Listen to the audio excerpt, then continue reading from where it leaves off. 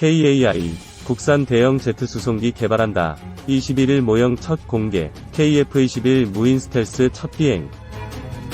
한국항공우주산업, KAI, 이 KF-21 보람의 전투기 개발에 이어 앞으로 대형 수송기 독자 개발에 나선다. KAI는 오는 21일 경기 고양시 일산 킨텍스에서 열리는 대한민국 방위산업전 DX 코리아 2022 부스의 한국형 제트 수송기 모형을 공개할 예정이다. 모형을 공개한다는 것은 기본 설계가 상당 부분 진척됐으며 강한 사업 추진 의지를 짐작케 한다. 방위사업청은 2024에서 2025년 해외 도입을 목표로 공군의 대형 수송기 2차 사업을 진행하고 있지만 난항을 겪고 있다. 최근 입찰 공고 후 미국, 유럽, 브라질 등 세계 해외 업체들이 낸 제안서를 검토했으나 요건을 충족시키지 못해 2차 재공고를 내기로 하는 등 어려움을 겪고 있다. 세계 해외 업체는 C130J-30 수송기를 제시한 미국 로키드 마틴사와 A-400M 수송기를 내건 유럽의 에어버스 밀리터리사 C390 수송기를 제출한 브라질 엠브라에르사 등이다. 공군의 대형 수송기 2차 사업은 2014년에 도입한 C-130J-30 수송기 4대의 후속 사업 성격으로 시작했으나 이번에는 국내 업체와 컨소시엄 형태의 협력을 조건으로 내세웠다. 하지만 사업비 7,100억 원으로 한국 업체와 컨소시엄을 구성할 경우 부품 생산 라인에 투자할 한국 업체를 찾기가 여의치 않은 데다 3대 생산을 위해 외국 업체가 한국 업체와 협력 조건을 채우기에는 투자 메리트가 크지 않아 강력한 후보였던 미국과 유럽 업체는 요건을 충족시키지 못하는 것으로 알려진다. 특히 로키드 마틴사는 자사 수송기의 후속 사업으로 판단했으며 에어버스 밀리터리사는 KC-330 시그너스 공중급유기 절충교역 이행을 제대로 수행하지 못해 영향을 주었다. 브라질 엠브라에르사의 제안서 충족에 대해서는 공식적으로 알려진 내용은 없으나 최대한 제안서에 충실하게 맞춰 제출했다는 얘기가 나온다. 대형 수송기 2차 사업에 대한 전망이 불투명한 가운데 최근 국방대학교는 공군의 수송기 소요 확대를 위한 용역연구 작업에 착수한 것으로 전해졌다. 용역연구 완료 시점은 올해 12월 이 목표다. 최근 코로나19 집단 감염으로 인한 소말리아 청해부대 철수작전 및 아프가니스탄 교민 수송작전 등 빈번한 해외 임무 수행을 통해 대형 수송기의 중요성이 크게 부각되고 있다. 이에 따라 국방대 용역은 대형 수송기 전 평시 소요 확대를 검토하고 전력 최적화 연구 등을 수행하는 것으로 알려졌다.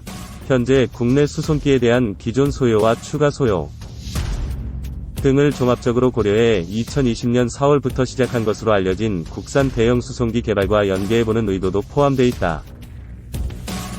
현재 공군이 운용 중인 C-130H 계열 대형 수송기 12대의 성능 향상 및 수명 연장 사업이 대형 수송기 3대 도입 시기와 맞물려 있다.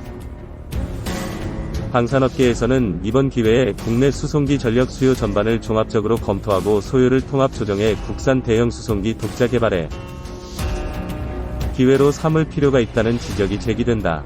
현재 공군의 수송기 전력은 C-130H, J-16대, CN-235 20대를 보유하고 있으며 대형 수송기 도입분 3대를 합하면 39대이다. 2014년에 도입한 C-130J 수송기를 제외하고 수명 연한이 다가오고 있는 20여 대를 국내 개발 수송기로 대체하고 2030년이면 수명을 다하는 해군의 P-30K 해상작전항공기 8대, 해경의 CL-600 초계기 1대를 공통 플랫폼으로 대체하는 방안이 공개된 바 있다. 2021년 공개된 대형 수송기 개발 방안에 따르면 국산 대형 수송기는 2년이 선행 연구를 진행해 7에서 9년에 체계 개발을 끝낸 2035년경에 양산을 시작할 수 있을 것으로 소개됐다. 개발비는 3조 원, 양산비는 18조 원으로 대당 약 900억 원 규모다. 전세계 고정익 항공기 시장 규모는 약 360조 원으로 이중 수송기는 11%, 53조 4천억 원, 수송기와 플랫폼이 같은 특수임 무기는 22%, 99조 9천억 원이다.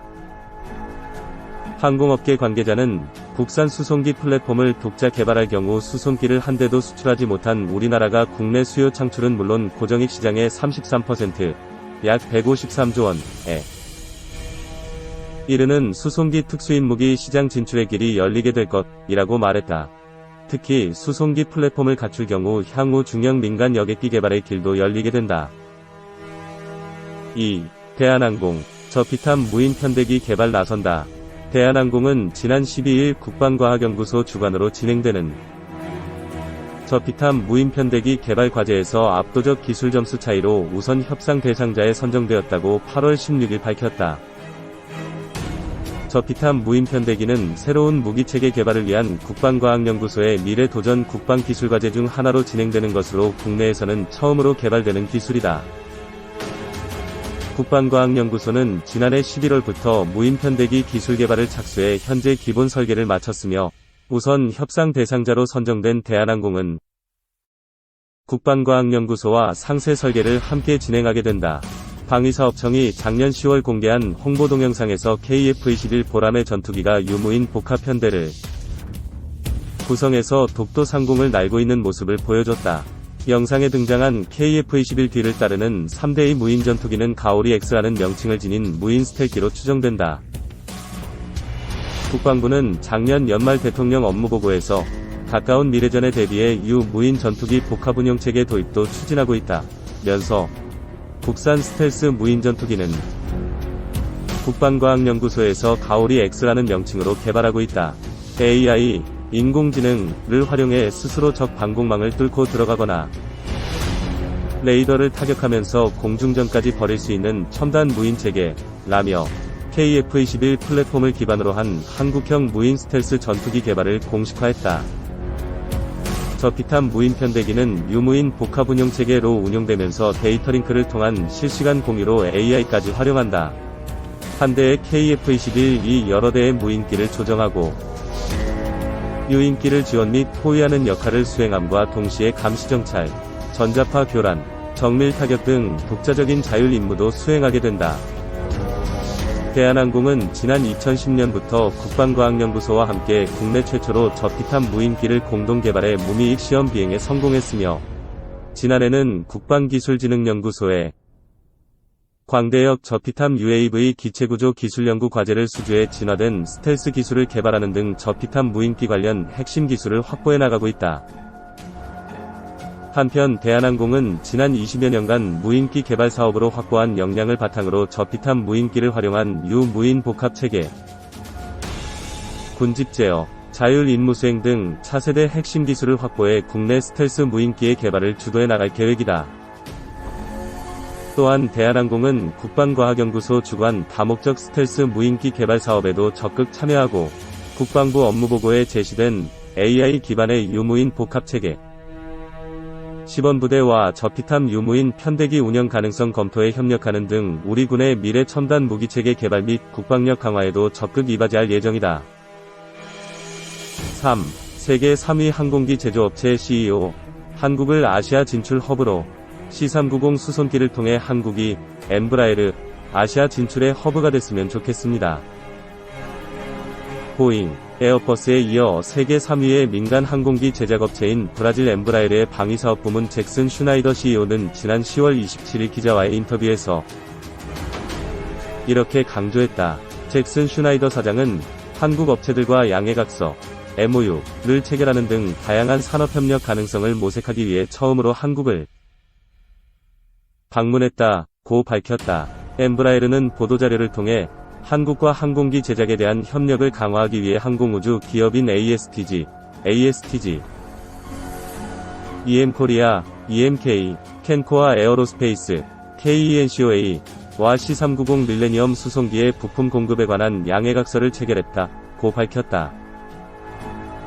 엠브라에르의 C390 수송기는 공군과 방위사업청에서 추진 중인 대형 수송기 2차 사업에 참여하고 있다.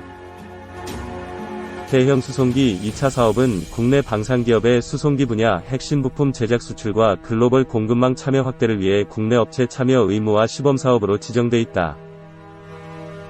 수주를 위해서는 국내 기업과의 협력이 필수인 셈이다. 엠브라에르와 국내 세계 업체의 MOU 체결도 그런 맥락에서 이뤄졌다.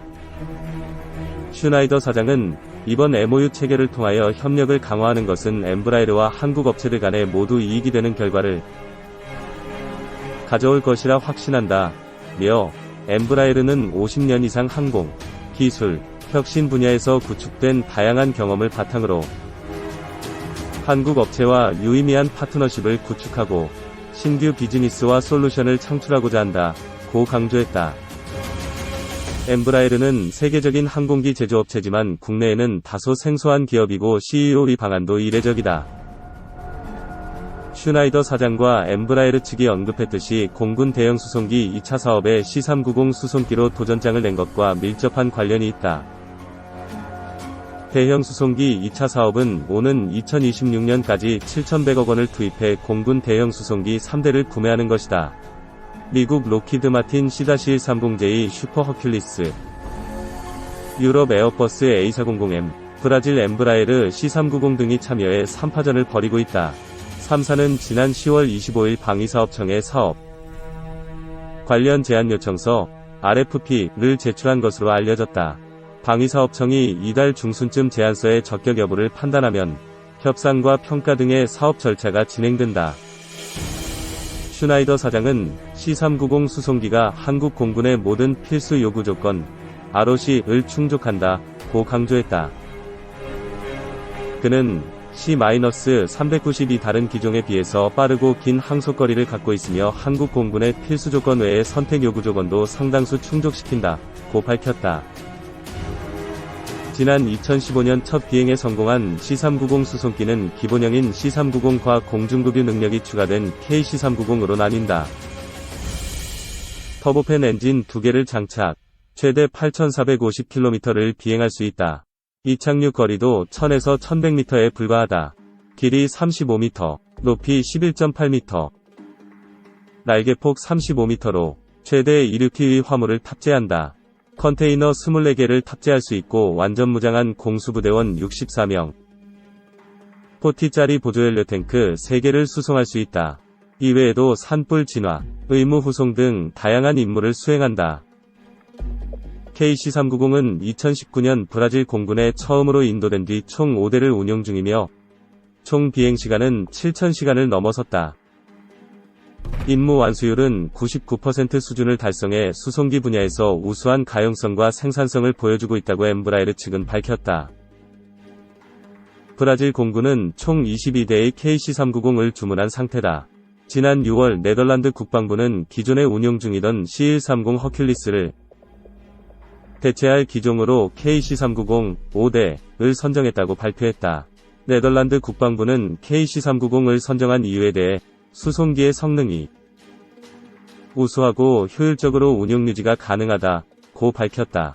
포르투갈과 헝가리도 2023년과 2024년에 각각 5대, 2대의 KC390을 도입할 예정이다. 슈나이더 사장은 대형 수송기 2차 사업과 관련 한국 업체들과의 적극적인 협력 의지를 강조했다. 이번 방한 기간 중 엠브라에르 팀이 22개 한국 업체를 방문했고 이 중 3개 업체와 MOU를 체결했다는 것이다. 그는 브라질에는 삼성, 현대 등 많은 한국 기업이 진출해 있고 한국 제품에 대한 평판도 좋다며 한국과 브라질 업체의 협력은 좋은 전략적 기회라고 강조했다. 그는 이런 전략적 협력이 아시아로 확대됐으면 좋겠다고 덧붙이기도 했다. 엠브라에르 측은 해외 공급업체들과 협력하면서 부품 등을 수입하는 규모도 연간 40억 달러, 약 5조 7천억 원에 달한다. 며 한국 기업과의 협력을 확대하는 것은 문제가 되지 않는다고 밝혔다.